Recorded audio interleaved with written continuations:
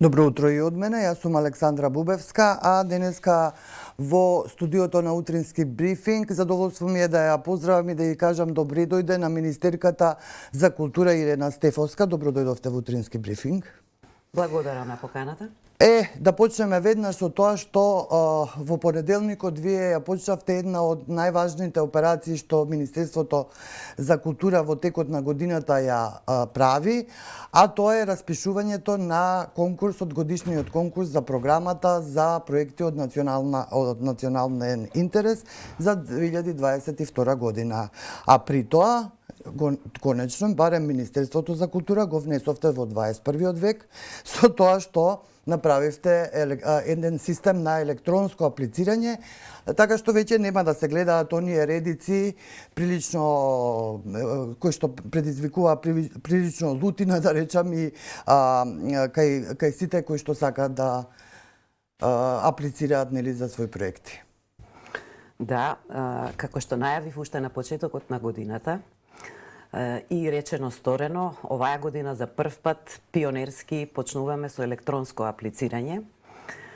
Да, вие сте во право, замислете во 21 век, но конечно успеавме и тоа да го направиме. Јас на пресот им се извинив за долгогодишните чекања и редици пред Министерството, носењето на пријавите на рака.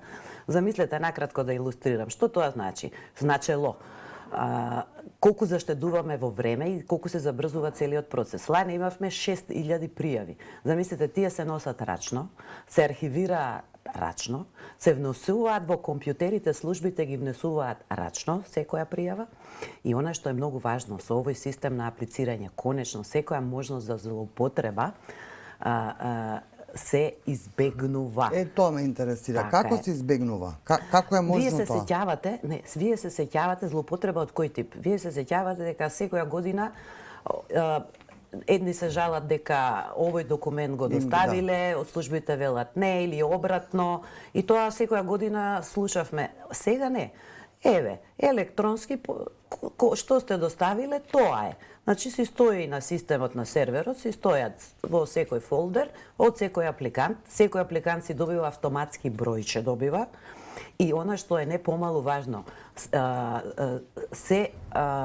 секоја апликација електронски се архивира во архивата на Министерството. Тоа е сериозен систем направен за аплицирање.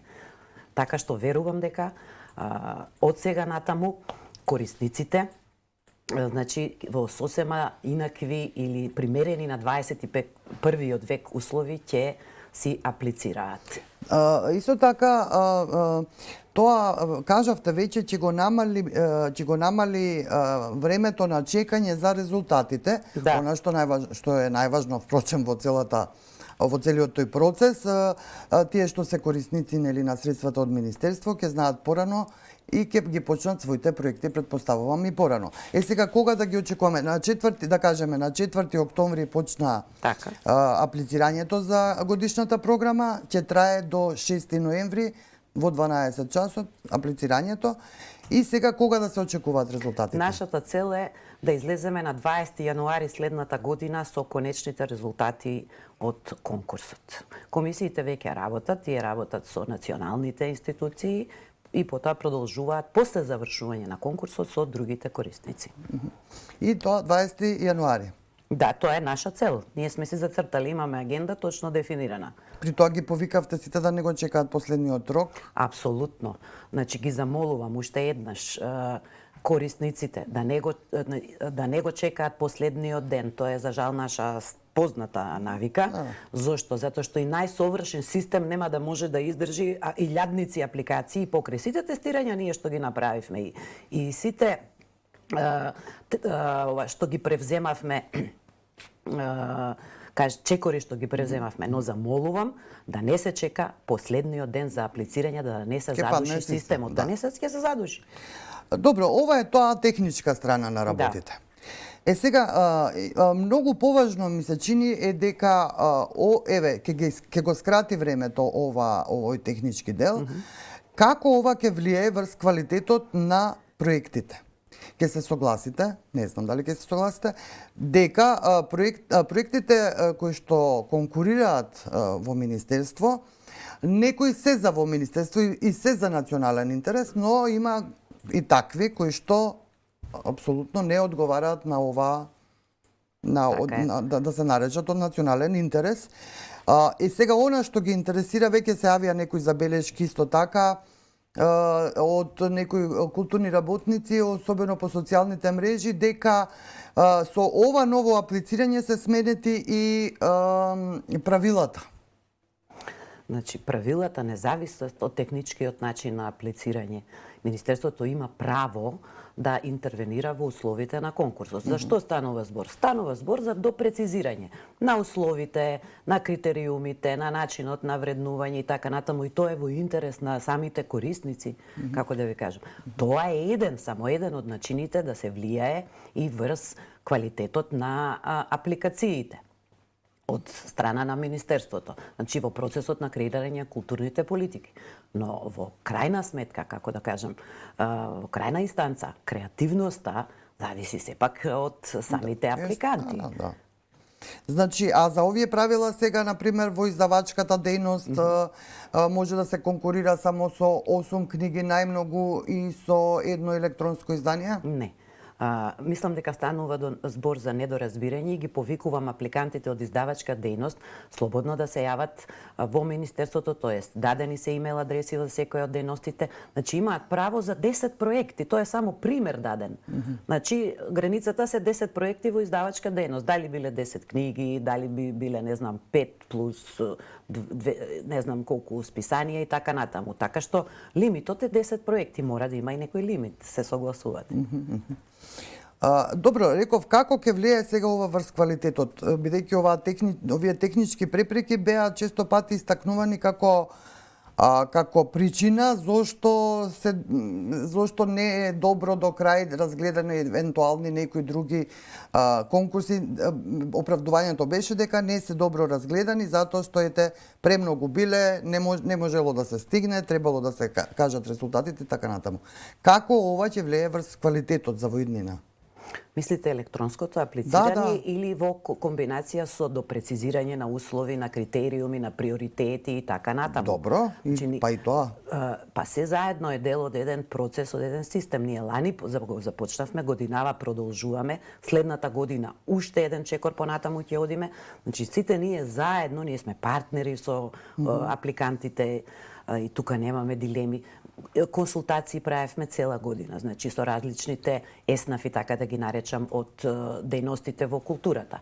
Правевме анализи во самото министерство. Комисиите кои што работеа лани исто така доставија апсолутно анализи по секоја за целата нивна работа и за нивните проценки кои каков тип вид на апликации и проекти биле поднесени. Така што ова е еден сериозен процес во кој што ние заедно работиме на креирање на културните политики во интерес на апликантите, на културњаците. Да. И сега ќе ве вратам на една пресконференција во март, каде што вие кажавте дека ќе бидат продолжени роковите за завршување на проектите до декември, но сепак тоа не е исторено, се уште стои дека до ноември треба да ги завршат. Станува збор за издавачка дејност и да, речено сторено. Секогаш зборот што го давам, на вистина се трудам и јас и кабинетот и службите да го одржиме. Така што рокот за издавачка дејност е до 10 или 15 декември, да нема дилеми. Значи, ќе добијат издавачите уште еден циркулар во кој што не е само за издавачка, за сите и за сите, но најголемиот проблем се случува во издавачка дејност. Роковите се во принцип во ноември, но еве сега заради целата година мината, да, еве ги во 10 најкасно 15 заради буџетската година мора да ја затвориме. Минатиот пат, кога бевте гостинка во утрински брифинг, кажавте дека ќе ги објавите резултатите од финансовата полиција, од тоа истражување внатрешно кое што настана и кога вие практично го стопиравте подпишувањето на договорите, на сомнителни договори подпишани предходно, со тоа рековте заштедивте околу 1 милион евра. Па кога ќе ги објавите резултатите од од тоа истражување на финансовата полиција? Има ли нешто што би требала јавноста да знае? Да појаснам. Една работа е заштедувањето лани на буџетските пари, на средствата на граѓаните, со раскинување на договори на проекти кои што не можеа да бидат реализирани. И ние во буквално така да кажам една акција во постојана комуникација со апликантите да кажат може, не може. Ковид годината на вистина беше страшна за културата и во тој процес, значи, ние раскинавме договори таму некаде ноември, декември и при што заштедивме и ги вративме во буџетот околу повеќе од милиони кусур евра. Тоа е еден процес. Друг процес, таму каде што имаше проблеми, кои што ги детектиравме, внатрешна ревизија и така натаму, а особено проблемот на склучување на договори на 24/7 јули лани во изборен процес, каде биле склучени нови договори и анекси на постоечките договори, тоа се уште трае. Жалам што институциите се многу бавни. Тоа на вистина ни прави и нас проблем, а најмногу на корисниците, така што тоа е се уште во тек, работат различни институции. Од наша страна се е превземено се што можеме, значи повеќе пати упатуваме, тоа се викаат ургенции, до финансиска полиција, до антикорупцијска, и јас очекувам во најбрзо можно време да излеземе кон апликантите, кон корисниците со конкретен став. Добро, се ближи крајот на оваа календарска година. Знаеме, буџетот за култура беше намален за негде околу 150.000 евра. Вкупниот буџет, да кажеме, дека е околу 53 милиони евра во културата. Од тие пари, околу 15,5 милиони евра се за проекти, значи за културна продукција. Да. Да кажеме и тоа дека е 1,23% од вкупниот буџет на Република Северна Македонија е за култура. Нели мислите дека овој процент треба малку да се зголеми? А не само што мислам, него апсолутно работам на тоа. Недопустиво е 1, таму колку проценти 23 од буџетот на РМ да оди за култура. Мислам, како да ви кажам, не може така да ја развивате ни културата, ни културните политики. Од друга страна, да се навратам малку за претходното ваше прашање. Оваа година буџетот беше намален, бидејќи обврските од претходниот буџет во старт ни го изедоа со 1/3, ни го изедоа буџетот за оваа година. Така што проектираните средства, кои што во основа не се мали, во старт беа, заради пренесените обврски, во старт беа намалени. Оваа година, за среќа, тоеш за следната година, буџетот за култура ќе биде поголем, расчистивме долгови, затворивме дупки и така натаму, така што со покомотен буџет ќе работат комисиите и Министерството за култура. Да, тоа е важна вест, бидејќи на пресконференцијата во понеделникот рековте пандемијата не е ни со една нога на заминување. Не. Сепак објаснувањето за намалениот буџет, освен овие обврски претходни, нели, беше и пандемијата, дека не можеше да се случуваат некои работи. Тоа е факт. Вие сте свесни дека не може во пандемија да работите како во нормални услови, што од друга страна ги, знаете, ја редуцира работата на културните работници, но може пак да биде и предизвик за креативност. Ние имаме примери ова лето, ако следевте културната сцена, ајде, веќе беше на отворено и можеше да се работи. И какви прекрасни проекти имаше во музичка, во драмска дејност, кај другите корисници, и издавачка и така натаму, и така натаму. Не е ни оддалеку завршен, за жал, ковид пандемијата не е, така што ние оваа година во општите услови на конкурсот сме напишале, значи апликантите сепак да го земат предвид состојбата, општа светска состојба ова, при конкурирањето. Значи сепак да ги прилагодат колку што е можно проектите за условите во кои што живееме и работиме. Добро, ја го разрешивте директорот на Народната универзитетска библиотека, Да. Свети Климент Охридски, откако јавноста ги виде оние слики на ужасот за тоа што се случувало во изминатите година и пол таму, односно како е таа руинирана. Но истовремено ги повикавте бизнисмените, приватниот бизнис, да помогнат да се тоа реновира. Па зарем нема државата пари да реновира универзитетска библиотека? Знаете, ние сме 21 век. Прво што морам да кажам, за волја на вистината, библиотеката, тоа што го видова, сите што го видовме, е децениски руинирана. Постепено, постепено, постепено. И не зависило само од негрижата на еден директор, на редица директори. Тоа прво. Второ, државата, секако Министерството ќе вложи во инвестиции, мислам ќе инвестира во реновирање и санација на библиотеката, но во 21 век и не само во 21 век станува збор за општествена одговорност, па редица библиотеки и универзитети и не знам што на овој свет се направени и со поддршка на луѓето од бизнисот. И не знам зошто тоа би било проблем. Заедно да вложиме во нешто што е наше национално добро. Библиотеката е една од првите 5 институции формирани 44 година на АСНОМ. Таа е национална, значи таа е столб на националниот идентитет на оваа земја. На денешна Република Северна Македонија. Освен тоа е универзитетска библиотека.